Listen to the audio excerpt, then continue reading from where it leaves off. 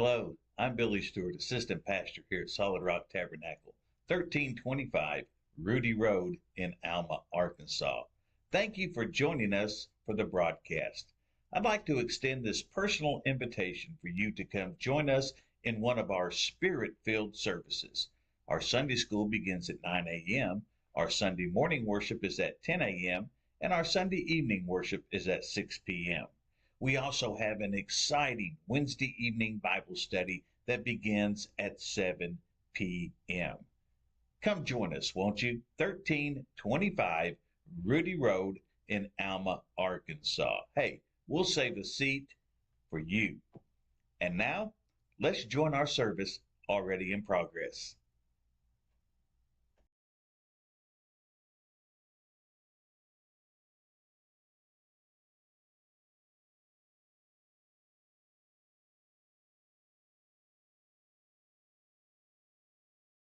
Let's open up. Father, we thank you for the opportunity to have to come into your house to worship you today in spirit and in truth. We ask, Lord, that your blessing will be upon us as we receive your word and upon our pastors as he finishes and goes through what the surgery in the hospital, that he has a speedy recovery and comes back, and that he will be able to once again do your work. Father, we just ask that you will bless everybody's minds, hearts, and ears, that they may receive what you have for them tonight. In Jesus' name, amen. All right. Last week we left off on chapter 25. We got to chapter 26, and that's where we're going to pick up tonight. Anybody remember what we were doing, what happened last week?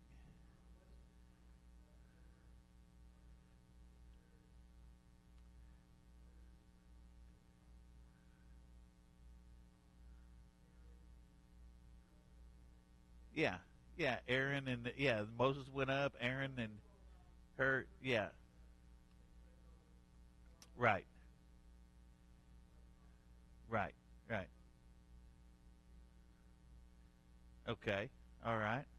Well, now we're going to talk about the tabernacle. Okay, and chapter 26, verses 1 through 6 says, "Moreover, thou shalt make the tabernacle with 10 curtains of fine linen, of fine twined linen, and blue, and purple, and scarlet, with cherubims of cunning work shalt thou make them. The length of one curtain shall be 28 cubits, and the breadth of one curtain 4 cubits. And every one of the curtains shall have one measure. The 5 curtains shall be coupled together, one to another, and the 5 curtains shall be coupled one to another. And thou shalt make loops of blue upon the edges of the curtain, from the selvage into in the coupling, and likewise thou shalt make the uttermost edge of another curtain, and the couplings of the second. 50 loops shalt thou make in the one curtain, and 50 loops shalt thou make in the edge of the curtain that is in the coupling of the second. And the loops may take hold one of another. And thou shalt make 50 taches of gold, and couple the curtains together with the taches, and it shall be one tabernacle." All right. So, I'll break this down for you, okay? Because everybody's going, what? All right. The tabernacle was basically a tent with a frame. They didn't have a permanent building because they're wandering around in the wilderness, so they didn't have a permanent building, okay? And it had a series, it wasn't just one, it was a series of elaborate coverings that went over the frame. Okay? This section describes the first covering. And this one is seen from the interior of the tabernacle when you go into it. Now, he plans for the tabernacle, or the plans for the tabernacle were revealed to Moses from the inside out. So he's telling Moses how to build this and put this together from the inside out, starting with the interior furniture. If you remember last week, we talked about some of the furniture that was in there, the showbread, the table of the showbread, the incense altar, the lampstand. Right? So he's starting with the interior furniture, and now he's working his way out. And we approach the sanctuary when we come into church. We approach the sanctuary from the outside in. We're from outside the church, we come into the church. We're outside the sanctuary and go inside the sanctuary. But God builds the sanctuary from the inside out. He works his people in the same exact manner as that. Right? He works us from the inside out. He doesn't come in and necessarily say, well, we got to clean up the outside first and then we'll work on the inside. He cleans the inside first and then we work on the outside of it. Now, the design on this covering were visible only from the inside of the tabernacle. You could not see this covering from anywhere else but inside of the tabernacle. So on the inside of the tabernacle, when you went in, you would see cherubim all around. Okay? And this was just as we would see cherubim all around in heaven. Okay? The fine linen curtain was made by sewing together 5 curtains. So they got the curtains, they got the fine linen curtains, and they sewed together 5 of them. Each of them was 42 foot long and 6 feet wide. Okay? And they were first joined in sets of 5. And then they were joined together for a covering 42 feet by 60 feet. So these were not little window curtains. These were pretty big. And the sets of the 5 curtains were not to be sewn to each other, as you would think that they might. They were joined by a system of loops on the fabric. And the gold clasps to the link of the loops from one set of the 5 curtains to the other set of the 5 curtains. So basically what it was is they would have loops, gold loops, and they would connect to each other that way. So they weren't sewn together, but they were connected together by these gold loops. The spiritual principle here is that it illustrates the method of joining the curtains in unity. The spiritual concept is unity in diversity. Is what they were trying to get. Now, what the curtains look like when they were done is kind of like this. All right? So this is what the inner curtains look like, or the inner covering look like. And you can remember, you could only see this from inside of the tabernacle. You couldn't see it from the outside. All right? Now let's look at some more of it. Verses 7 to 13. And thou shalt make curtains of goat's hair to be a covering upon the tabernacle.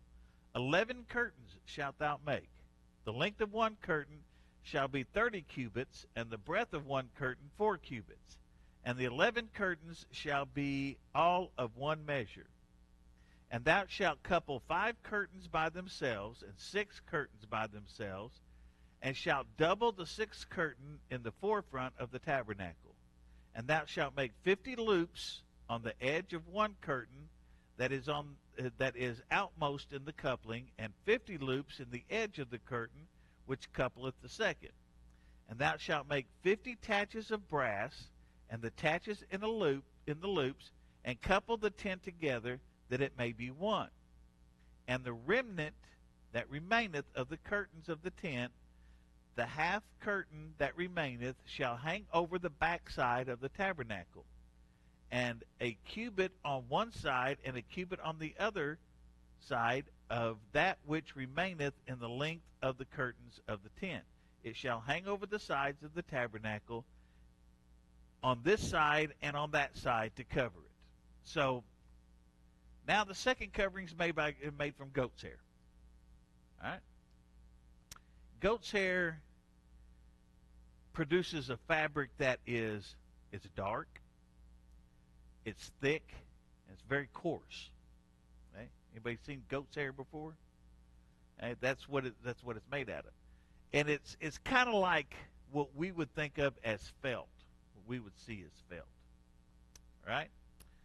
This covering was made by joining together 5 and 6 strips of the fabric, with each strip being 45 feet long, 6 feet wide. And then the set of the 5 strips and the set of the 6 strips were joined together with a series of loops and bronze clasps. This time, inside it was gold. Now it's bronze. Okay? So the inner coverings used the gold ones, if you remember. Huh? Bronze, brass, same thing. Okay? All right? But the second covering used bronze. And since the goat's hair layer was 6 feet longer than the fine linen layer, the extra linen or the extra length covered the back portion of the tent. Right? And since the goat's hair covering was wider by 3 feet, this layer completely covered over the fine linen layer. So the fine linen layer, the heavenly set of the coverings, was completely obscured and overlapped. So you couldn't see it except for the inside. You could linen layer, the heavenly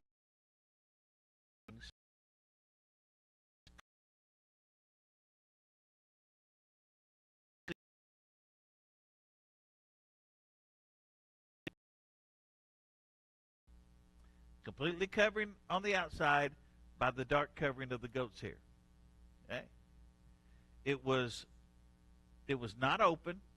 The inner layer was not open to observation, not even in part it was open to observation. I mean, it had to be completely hidden, the inside part of it, just as heaven is hidden. Okay? It is hidden to those except who enter through the doors of the tabernacle. Right?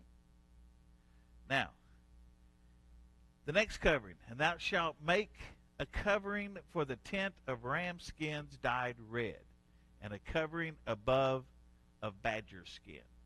Now, the covering of ram skin was like real fine leather. Ever been in a real nice, expensive car that has Italian leather seats and everything, and they're nice, smooth, oh, yeah, wonderful, wonderful, nice. It doesn't even have to be that, but it's I remember when Lexus first started coming out, when they first started making the Lexus and putting it here in the United States, they had all that nice leather seating and everything. It was just real soft and comfortable leather seats, and they just started putting the seat heaters in vehicles. Okay? I was riding with a friend of mine. We were going to he had one, and we were going to Oklahoma City, and they just made they just started making the seat heaters, but Lexus put their seat heaters on the center console. So we'd be riding down the road, and I'd reach over and turn his seat heater on. Middle of summer, and he's driving down through there going, "Man, it is hot. It is hot in here." And he'd be looking around. He'd go, "Why is it so hot?" And he'd go, "Oh man, my seat heater's on," and he'd turn it off. He goes, "How did my seat heater get on? Oh my gosh!" And I'd wait for him to get cooled down a little bit, then I'd reach over and hit that seat heater again. By the time we got to Oklahoma City, he was going, "Man, there's something wrong with this car. I got to get this checked out. That seat heater keeps coming on all by itself." I'm like, "Yeah, that's weird." So if you ever want to get somebody and you can get to the seat heater, turn the seat heater on, and they in the middle of summer. Okay? Now, no specific size or arrangement is mentioned for the assembling of this outer covering, but the outer covering was of badger skins. Now, badger skins at the very outside of it was what they call badger skins, but when you look at the translation or the definition of the Hebrew word used for badger here, it can mean anything from porpoise or sea cow. You know, it can use a lot of different. It has a lot of different meanings of it. So we don't know for sure what kind it was, but we do know that it was durable and it was water resistant. The outer covering was. Okay, and this outer covering wasn't really all that particularly beautiful to look at. You know, the porpoise skin or the sea cow skin or even badger skin, it's not that good to look at. Okay, but it was extremely comfortable. And when the 4 layers were laid on one another, the result was a very dry and a very dark tent. No light could get in. The only light that was inside of the tent was the lampstand. And remember, we looked at that in the last chapter. So basically, with all of it together, this is what it looked like. You had the sea cows or the manatee or the badger, whatever it is, you had that on the very outside. You had the ram skin that was dyed red in there, then the goat's hair, and then the fine linen was on the inside. Okay? So that's basically what it looked like when they got it done. Of course, everything was covered, and you couldn't see the inside. You couldn't see this part of it because it was completely covered over. Right? But that's what it was, the way it was all set up, and you can see it's probably going to be pretty waterproof. Okay? Because sea cows and porpoises, if that's what they had, the manatees or the sea cows, the porpoise, sea cows are waterproof because they stay in the water, so they got to be waterproof, right? All right. Probably, yeah, they all were pretty heavy. Everything in there was pretty heavy. Especially with how big it was and how thick it was. And we're going to see how thick it was in just a minute. It says, "And thou shalt make boards for the tabernacle of shittim wood, standing up. 10 cubits shall be the length of a board, and 1.5 cubits shall be the breadth of one board. 2 tenons shall there be in one board, set in order one against another. Thus thou shalt make for all the boards of the tabernacle. And thou shalt make the boards for the tabernacle 20 boards on the south side southward. And thou shalt make 40 sockets of silver under the 20 boards, 2 sockets under one board for his 2 tenons, and 2 sockets under another board for his 2 tenons. And the second side of the tabernacle on the north side, there shall be 20 boards. And there are 40 sockets of silver, 2 sockets under one board and 2 sockets under another board. And for the sides of the tabernacle westward shall make 6 boards. And 2 boards shalt thou make for the corners of the tabernacle in the 2 sides. And they shall be coupled together beneath, and they shall be coupled together above the head of it unto one ring. And thus it shall be for both of them, and shall be for 2 corners. And they shall be 8 boards, and their sockets of silver, 16 sockets, 2 sockets under one board, and 2 sockets under another board. So each board was made out of shittim wood. Okay? And they were all overlaid with gold. If you remember, shittim wood is a very hard, it's harder than oak. It's a very hard wood, and it is resistant to bug-eating or wood-eating insects, like termites and stuff like that. Okay? Because the wood's so hard, the termites can't eat them. It hurts their teeth, so they can't. Now, I don't know if that's what it is, but it's very resistant to it. All right? So each board was 15 feet high and 2 feet 3 inches wide. Okay? The north and the south sides of the tabernacle had 20 boards each. And the back or the westward side was 6 boards with 2 corner boards. I misspelled that. That's 2 corner boards. Okay? For a total of 8 boards across the back. Now, scholars debate on a lot of this as to if the surrounding boards made a solid wall around the tabernacle or not, or if they were more of a just a frame. Okay? With the fabric coverings providing the wall, the idea for the wall seems more likely. And each board was joined together by a system of tabs and rings. Okay? You have rings, you put it in, and that's how they put them up. Okay? And through these they ran bars through it to hold it together. Okay?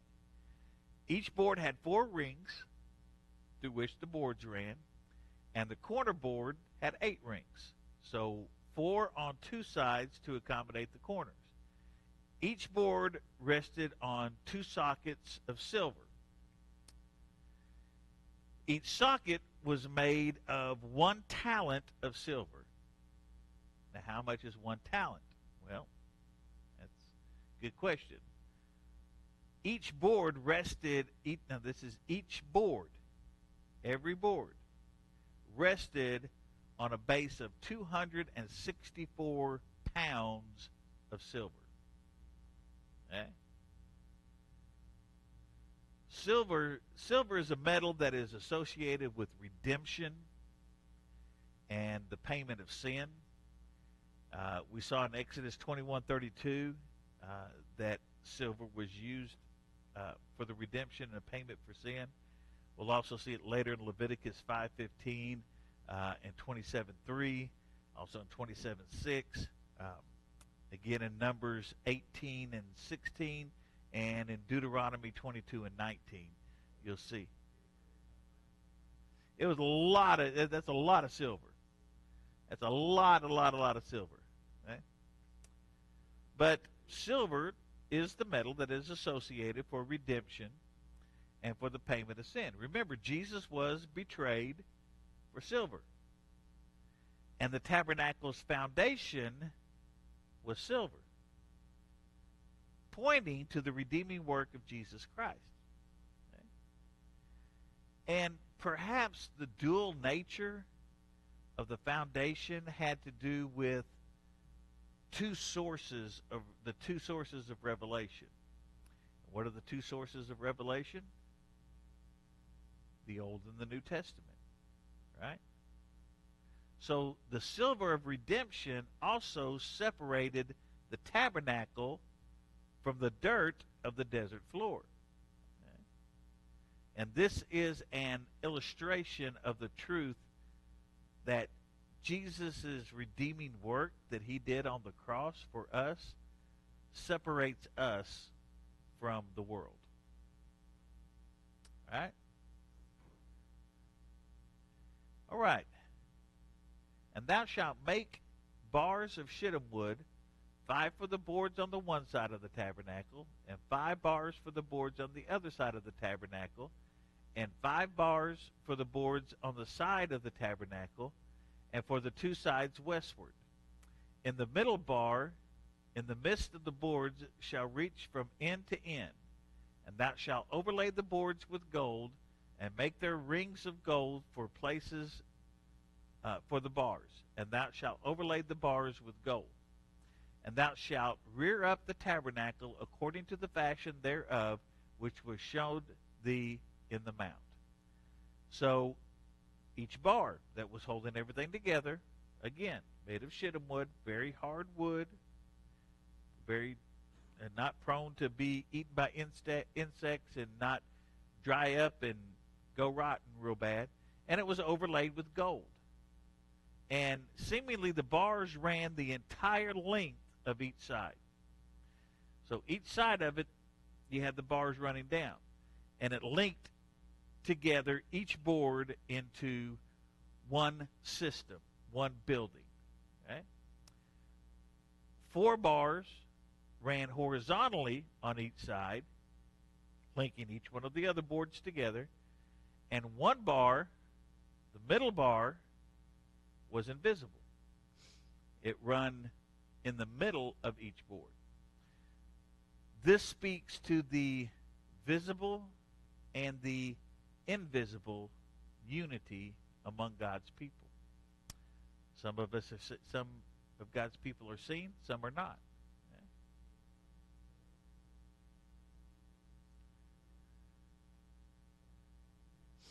Mm-hmm. Oh yeah, yeah, probably very conductive. Uh-huh. Shittim wood. It comes from the acacia tree. It's a tree that it grows in that area. It grows they're pretty tall.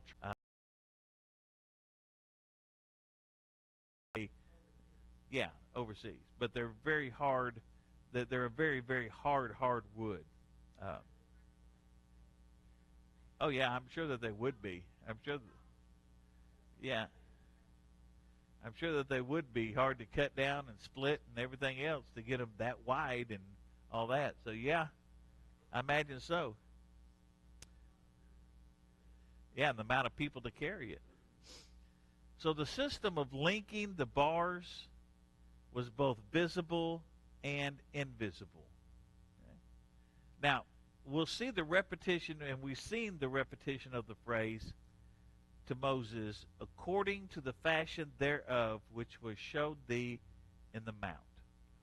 We see this. We've seen this a lot before, and we'll see it some more again. And it suggests that Moses received a vision from God. And this vision showed him exactly what the tabernacle should look like.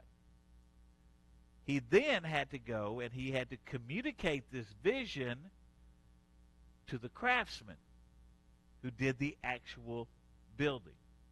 Right? Because Moses didn't do all the building on this. They had craftsmen that were doing the building. So he had to get the vision, get the measurements and everything, and then communicate that, tell that to the craftsmen who were actually building it. It'd be like the architect drawing up the design of everything and then giving it to the contractor so the contractor can build it. Okay? The architect doesn't build the building. All he does is draw it up. And he puts everything together and says, this goes here, this goes here, this goes here. He does all the calculations to make sure everything's right. Then he hands it to the builder, and the builder takes that and goes, okay, architect has the vision, okay? And then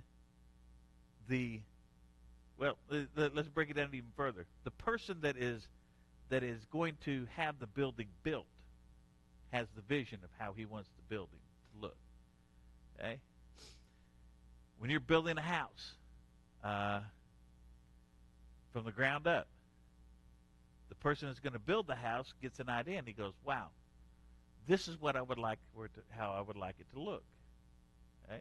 And the architect goes, okay. He sketches it out and says, like this. And you go, yes, that's it. That's what I want. Then he writes all the plan out. Then he gives it to the builder. The carpenters do the framework, and the brick masons, the masons do all the brickwork, the electricians do the electrical, plumbers doing the plumbing. Everybody has their part. Just like here, everybody had their part of what they had to do in this. But the vision was first given to Moses, who then communicated it to everybody else. And God works the same way with leaders today. Okay?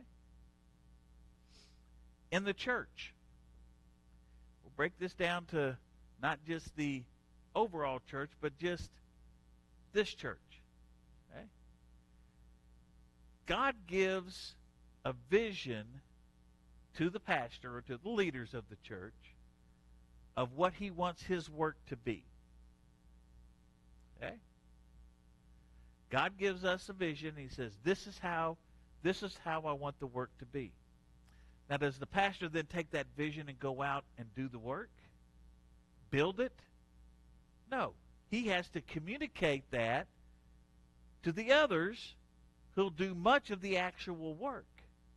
That doesn't mean the pastor doesn't get out and do any work, but God gives the vision to the pastors, the leaders, and then they communicate that vision to others. And then others are expected to go out and do the actual work to get it done. All right? Now, Moses could have remained silent about what God had shown him. Right? Just like the pastor can remain silent about what of it. But if he does remain silent about it, the work doesn't get done. So Moses could not have remained silent about what God had shown him, or the work would never have gotten done. It would have never happened. Okay? Moses could have come up and said, hey, God gave me the vision for a tabernacle. Let's get it done. Everybody's going to go, what do you want us to do? What are we supposed to do? It's the same thing in the church. Pastor says, I've got a vision. God's given me a vision of what he wants, the work that he wants this church to do. But if he doesn't communicate that to anybody, then the people go, okay, well, that's good. You've got a vision. We don't know what it is. If you're going to keep it secret, we're not going to be able to do any of the work. Okay? So it has to be communicated. All right? All right, let's look at verses 31 to 33. And thou shalt make a veil of blue and purple and scarlet and fine twined linen of cunning work, with cherubims shall it be made. And thou shalt hang it upon 4 pillars of shittim wood overlaid with gold, and their hooks shall be of gold, upon the 4 sockets of silver. And thou shalt hang up the veil under the taches, and thou mayest bring in thither within the veil the ark of the testimony, and the veil shall divide unto you between the holy place and the most holy. This is the veil. Okay? The same veil, same kind of veil that they're talking about when we see in the New Testament, the temple veil. It is the veil, it's made of fine linen. It has purple, blue, and scarlet yarn in it, okay? It has artistic designs of the cherubim. And it's hanging on 4 pillars, again, made of shittim wood and overlaid with gold. And they're set on silver sockets. Okay? Now, the ancient Jews said that the later veil of the temple, and we've talked about this before in here, the later veil of the temple that they put up was the width of 4 fingers, that wide. Okay? So, about 4 inches or so thick. All right? That is the veil that went between the holy place and the most holy place, the Holy of Holies, where the Ark of the Covenant's at.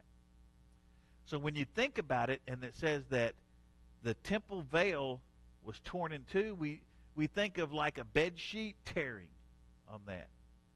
But this was a veil that was that thick that was torn in two when Jesus died on the cross. Now, sword probably couldn't even cut to that. Okay?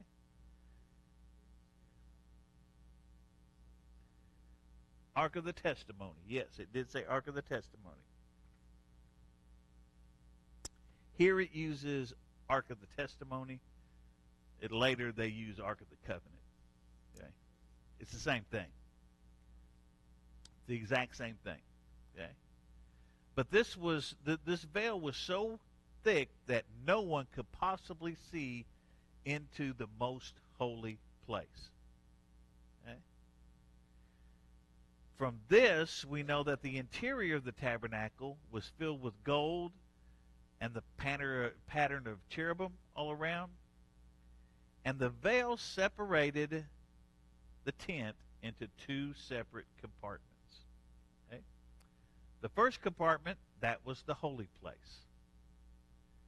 Right? It was the larger of the 2 rooms.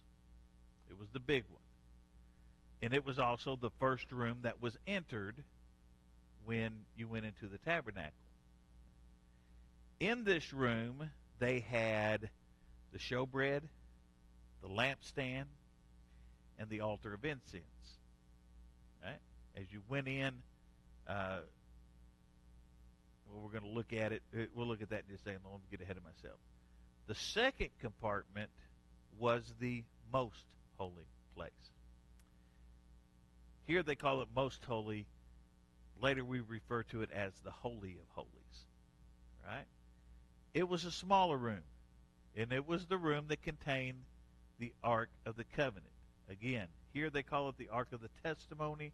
It later becomes known, at least to us, as the Ark of the Covenant. It's the ark that held the covenant between God and man. The veil was basically a barrier that kept people out. It wasn't meant to keep anybody in. It was meant to keep people out. And no priest, not even the priest, okay, except for the high priest, he was allowed to, could go into the veil, could go beyond the veil of the most holy place, the Holy of Holies. Okay? And he can only do it once a year. And that was on the Day of Atonement. All right? When he went in on this, he had to be forgiven of his sins, be made pure. Everything had to be done. He had to be sinless to go in there. Okay? His sins had to be forgiven to go in there. And if he wasn't, when he went in, he would be struck dead. Okay? So what they would do, I think I've told you all this before, but just in case some of you might not remember, or some of you haven't heard it, what they would do is the high priest would have bells on the bottom of his robes. And they would tie a rope to his leg. So when he walked into the Holy of Holies, as long as they heard the bells ringing, ching, ching, ching, everything was fine. The bells quit ringing, they found out he wasn't worthy, and now he's dead. But nobody could go in to get him. So they had to have the rope and pull him out. Okay? So they thought of everything. All right? In the temple, this veil was torn from the top to the bottom at the death of Jesus. And again, you see how hard it would have been to tear that veil, being that thick. And it was, this is thick as a old, young kids don't even know what this is, but an old large city phone book like Dallas or something like that, a phone book from one of the, y'all don't even know what a phone book is. Okay. Yeah, it has everybody's phone number and address and everything like that on it. But it is, was that, and this thing is 15, 20 feet high. It's not a little bitty thing, and it's heavy. So tearing it in two is not something you're just going to go up there and go, okay?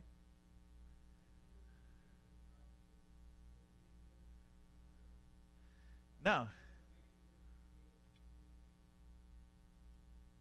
One person wouldn't be able to lift it up. One person wouldn't be able to do anything on it. And one person definitely isn't going to be able to tear it. Okay? But this veil was torn from the top to the bottom at the death of Jesus. And it shows that through his death, there is no longer a barrier between us and the most holy place. Before, it was only the high priest that could go in to the most holy place, and he could only do it once a year. Now, since Jesus tore the veil at his death, the most holy place is open to all of us. Okay? The torn veil of Matthew 27:51 also symbolizes the broken body of Jesus, okay, through which we can have access to the most holy place. Centuries later from this, the Roman general Pompey, pushed himself past, and this is in 63 BC, and he pushed himself past the high priest, and he walked right into the most holy place of the temple. And he was astonished when he got in there to see that there were no idols. There was no statues there to worship him. And we know this because Josephus wrote a book about it. It's called the Antiquity of the Jews, and actually several books. But this Roman general Pompey in 63 BC, he completely defiled the temple by going in to that, and he was astonished when he saw, man, there's no idols, there's no statues, there's nothing in here that they're worshiping. Okay? So this is kind of what the temple veil looked like. That's the altar of incense right in front of it. Okay? So that's a rendition of what it actually looked like. Now,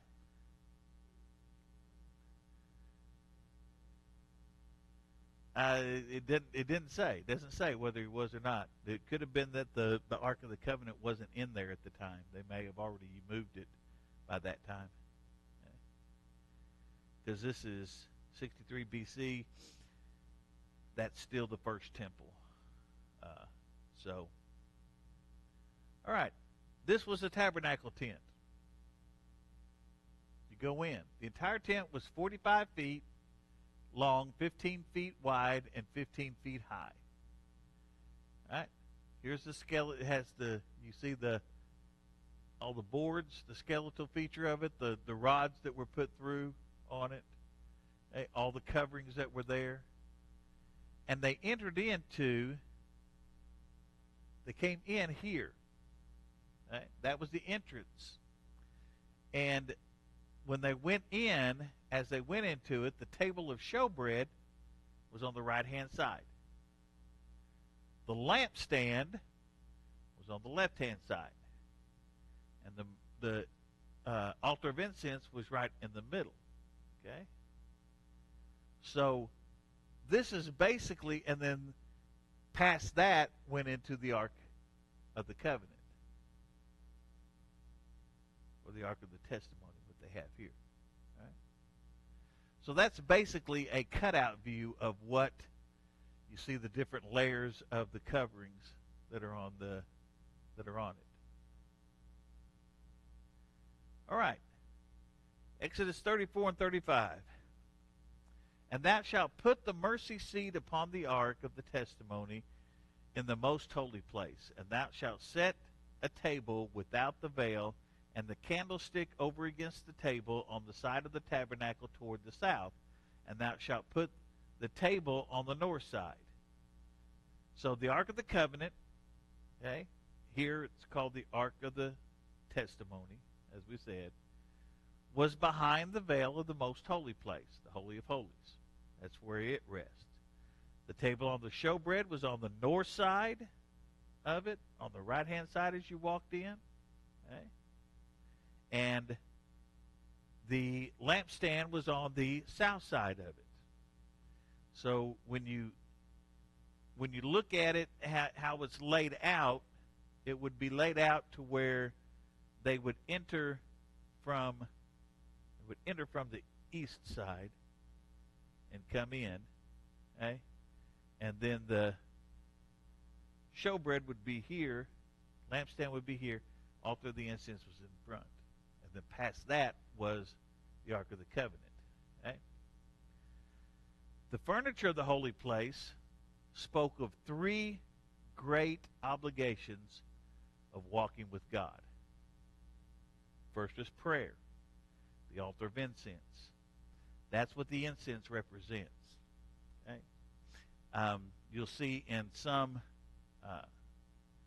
denominations during funerals, they will incense the casket as they go through.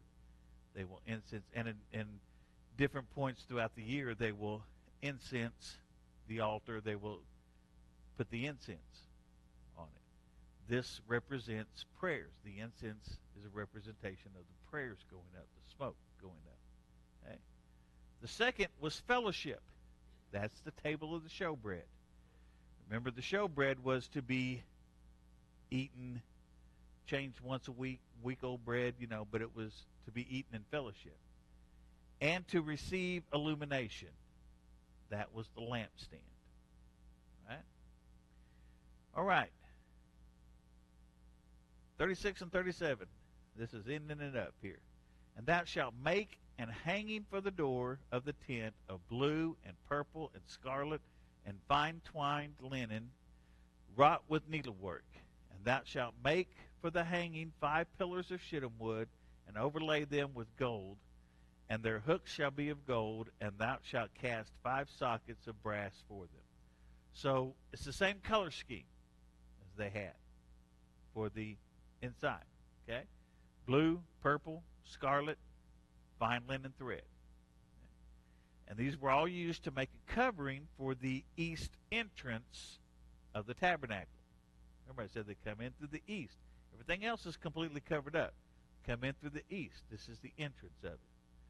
Right? This was the only way to enter into the structure. It's the only way you could get in. And the screen hung from hooks on 5 pillars. Again, each pillar was made of shittim wood, and each pillar was overlaid with gold. And it was set on a foundation of bronze. Now, since bronze, or brass, is made with a refining fire, it pictures purity and endurance through trial. So the entrance of the tabernacle hung on a symbolic foundation of what Jesus did for us, the trials that he had to go through for us in order for us to receive the blessings that we receive. Okay? And we did finish up a little bit early. Okay? This was kind of I know, kind of boring a little bit, but it's interesting when you see how the tabernacle was actually put together. It was, the thickness of everything. Yeah, I don't know. It had to be pretty thick though. Probably, yeah, I would say probably 12 to 18 inches.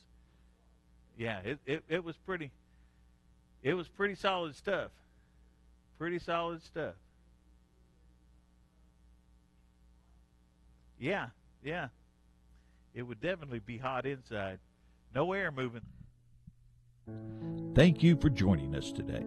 We pray you were blessed by the broadcast. If you have a prayer request or questions about Solid Rock Tabernacle, please visit our website at www.solidrocktabernacle.org.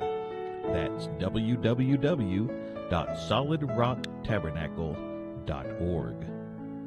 On behalf of the pastors and congregation here at Solid Rock Tabernacle, we pray you have a blessed week, and we invite you to join us in person or on one of our future broadcasts.